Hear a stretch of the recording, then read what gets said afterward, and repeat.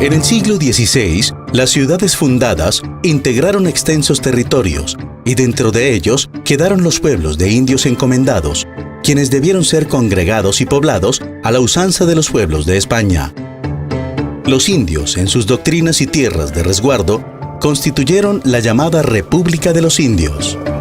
Luego, comunidades campesinas de blancos y mestizos prosperaron junto a los pueblos de indios, los cuales debieron erigirse en parroquias diocesanas.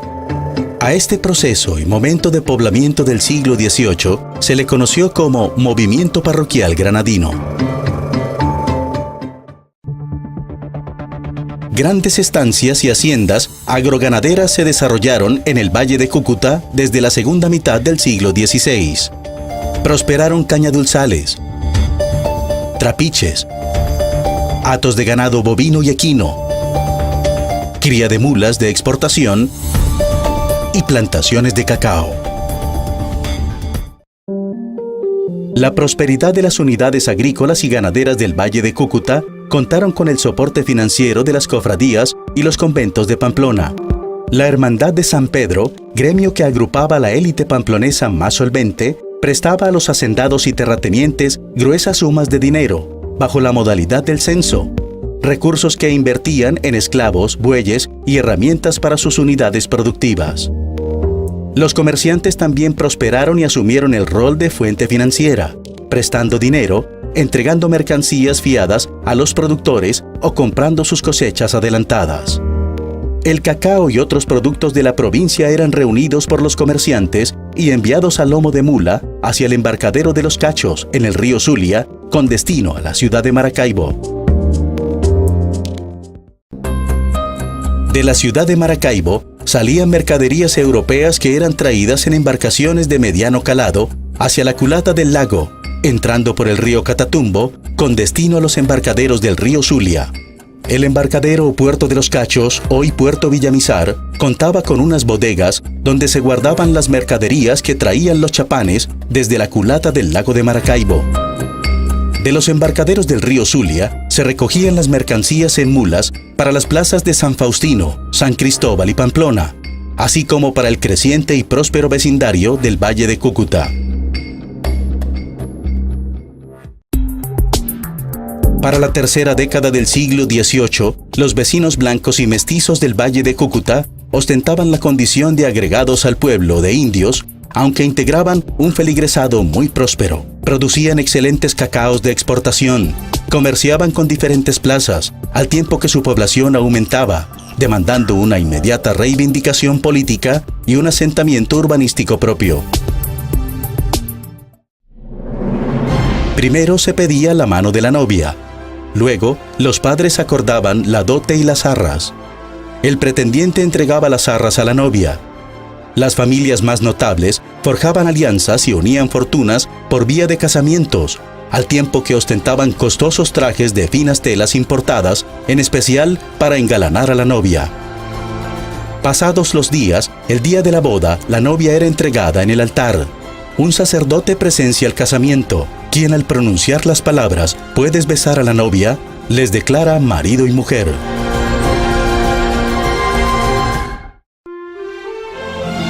Los vecinos del Valle de Cúcuta dialogan. Calculan y deciden presentar y asumir el proyecto de erección parroquial. Su objetivo era reivindicar su precario estatus político de agregados del pueblo de indios de Cúcuta para constituirse en municipalidad moderna, la parroquia diocesana. En junio de 1733, este vecindario inició el cumplimiento de los requisitos para alcanzar su pretendida parroquia en la redacción del proyecto a través de una solicitud formal al Tribunal Eclesiástico de Santa Fe y la protocolización del poder a un procurador de causas, abogado, así como la suscripción de la escritura de donación de tierras de doña Juana Rangel de Cuéllar para el asentamiento parroquial.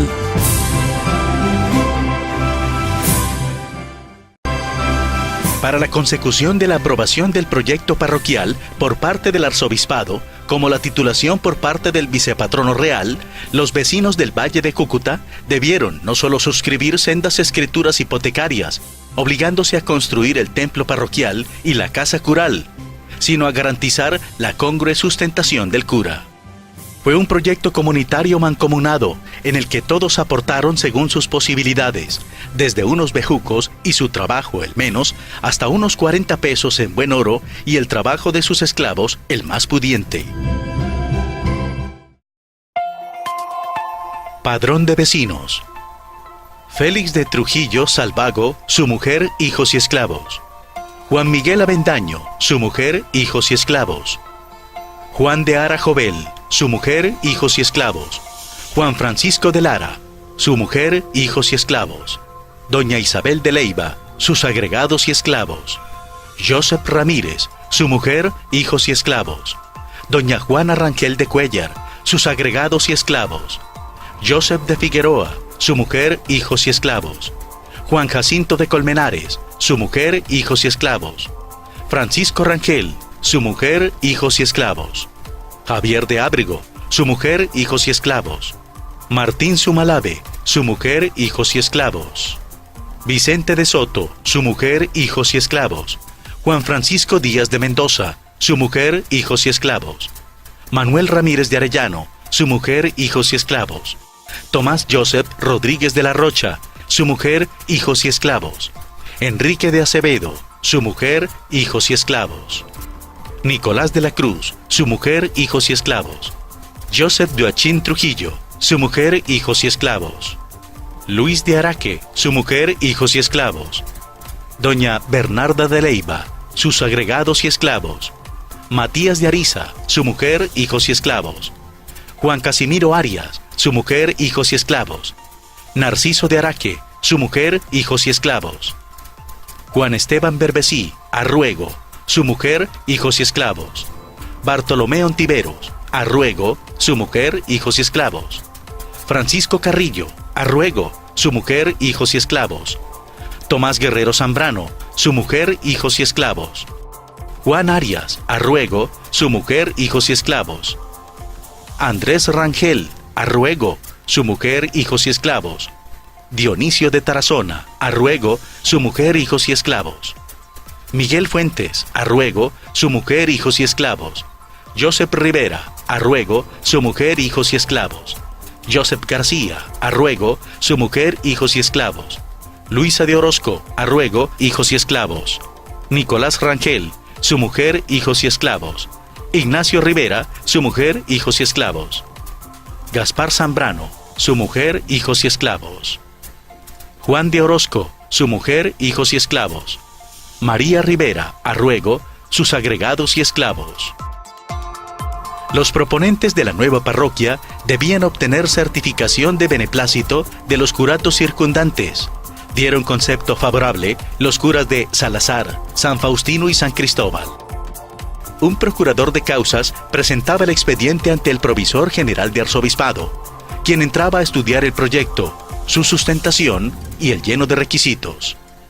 Si el provisor general emitía concepto favorable, el expediente pasaba al despacho del vicario general, quien lo discutía con el señor arzobispo. Finalmente, si todo estaba derecho, el señor arzobispo daba su aprobación y de inmediato él mismo pasaba el expediente a la Real Audiencia. Una vez aprobado el proyecto de erección parroquial de los vecinos del Valle de Cúcuta por el Tribunal Eclesiástico, el mismo señor arzobispo de Santa Fe presentó el expediente ante la Real Audiencia y sustentó ante ese alto tribunal la conveniencia del proyecto. El oidor comisionado del caso lo estudió y discutió con el señor presidente de la Real Audiencia. El presidente de la Real Audiencia, don Rafael de Eslava, promulgó el título de erección parroquial de San Josep de Guasimal el 20 de noviembre de 1734, fecha del natalicio de esta ciudad. Los vecinos del Valle de Cúcuta recibieron el preciado título a través de su apoderado, el procurador de causas, que les llevó el exitoso caso. El asentamiento parroquial debía contar con el templo bien ornamentado, con su atrio, la casa cural, su plaza y calles. La panadería y bizcochería era un negocio industrial infaltable, dada la alta demanda de pan y amasijos en la dieta de los parroquianos. La plaza central servía de escenario para el mercado comunitario, pues además de tiendas y pulperías, el domingo era día de mercado.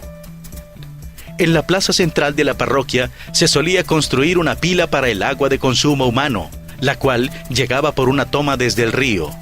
Ese era el acueducto de aquella época.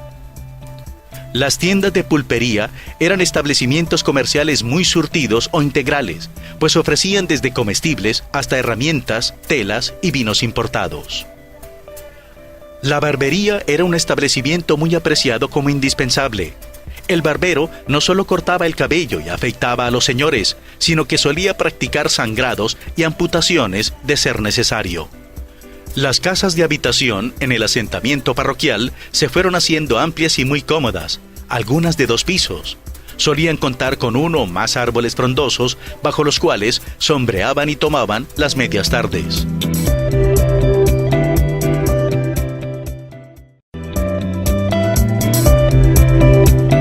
Una vez erigida la parroquia, el cabildo de la ciudad de Pamplona asignaba un alcalde pedáneo o partidario, quien se encargaba del registro de los instrumentos públicos, protocolización de escrituras y negocios, compraventas y contratos entre vecinos. Este alcalde conocía los delitos, homicidios y querellas judiciales entre parroquianos e incluso intervenía frente a riñas y conflictos en establecimientos públicos como chicherías y guaraperías. Tenía facultades para apresar a reos o imputados, encarcelar deudores morosos y ejecutar órdenes o comisiones de justicia de mayor jerarquía.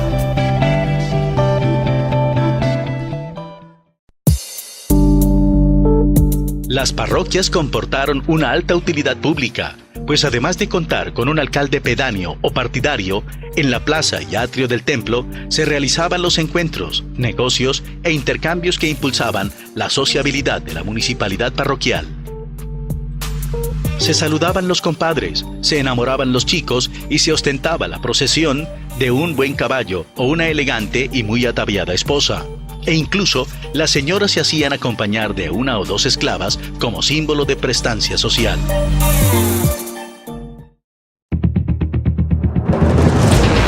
Como la erección parroquial exigía consagrar el nuevo curato y feligresado a una advocación religiosa en especial, se generaba la celebración anual de las fiestas patronales de la parroquia. Para el caso de los vecinos del Valle de Cúcuta, su santo patrón fue el patriarca señor San Josep. Las fiestas patronales de San José eran muy solemnes en lo religioso, con una concurrida Eucaristía y una nutrida procesión por las principales calles del asentamiento. Las fiestas patronales también traían jolgorio y celebración callejera con bandas y chirimías, pólvora, bailes populares y una suerte de carnavales muy apreciados por el vecindario, en especial por los jóvenes y comerciantes.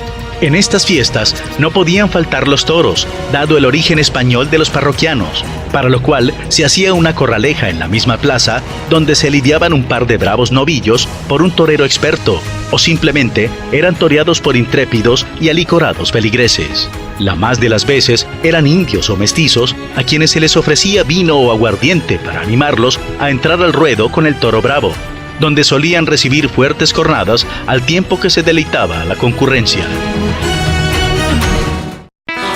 La llamada Revolución de los Comuneros se inició en El Socorro en 1781, actual departamento de Santander, como un movimiento social antifiscal, bajo el grito de «Viva el Rey» y «Abajo el mal gobierno», en una clara manifestación de repudio a los funcionarios locales encargados de recaudar oprobiosos impuestos.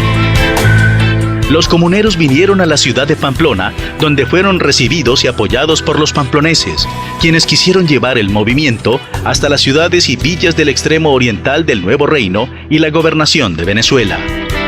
El movimiento comunero, debidamente engrosado y animado en la plaza de Pamplona, llegó hasta el Valle de Cúcuta, donde fueron recibidos por los notables de San José en la hacienda Los Vados, para notificarles que esta parroquia no se sumaba a ese movimiento y por lo tanto no entrarían en esta plaza. Traicionado y extirpado el movimiento comunero, muertos o encarcelados sus líderes como José Antonio Galán, los vecinos de San José y Nuestra Señora del Rosario decidieron solicitar al rey les premiara por su lealtad y valentía para resistir la chusma comunera, confiriéndoles el título de villa a sus parroquias. Fue así como en el año de 1784 presentaron ese proyecto a la autoridad española. En este territorio se configuraron en el marco del dominio español 4 tipos de unidades territoriales, 4 calidades bien diferenciadas de asentamientos y jurisdicciones, según el momento histórico en el que se constituyeron, como el tipo de individuos u actores que las integraban: ciudades de españoles, pueblos de indios, parroquias diocesanas y villas. A finales del siglo XVIII y comienzos del XIX, se reconocían los gobiernos de los cabildos de las ciudades de españoles como Pamplona, Ocaña, Salazar de las Palmas y San Faustino de los Ríos, aunque al final del sistema hispánico, esta última apenas si contaba con un gobernador que residía en Villa del Rosario. Se reconocía el origen y existencia jurídica de los pueblos de indios como Cúcuta, Chinácota, Limoncito de los Motilones, Silos, Chopó, hoy Pamplonita, La Bateca y Cácota de Velasco, entre otros. Algunos de estos pueblos fueron demolidos como doctrinas y en su lugar erigieron parroquias diocesanas, como ocurrió con Arboledas y Santiago. Para la población no indígena agregada a los pueblos de indios, se erigieron parroquias diocesanas como San Joseph de Guasimal, Nuestra Señora del Rosario, San Cayetano, Cucutilla, Bochalema, Toledo y Chitagá, entre otras. Algunas de esas parroquias fueron muy exitosas, su población muy numerosa y solvente, que alcanzaron el privilegio de acceder al título de villas españolas. Fue el caso de Villa de San José de Cúcuta y Villa del Rosario de Cúcuta, tituladas como villas en 1792.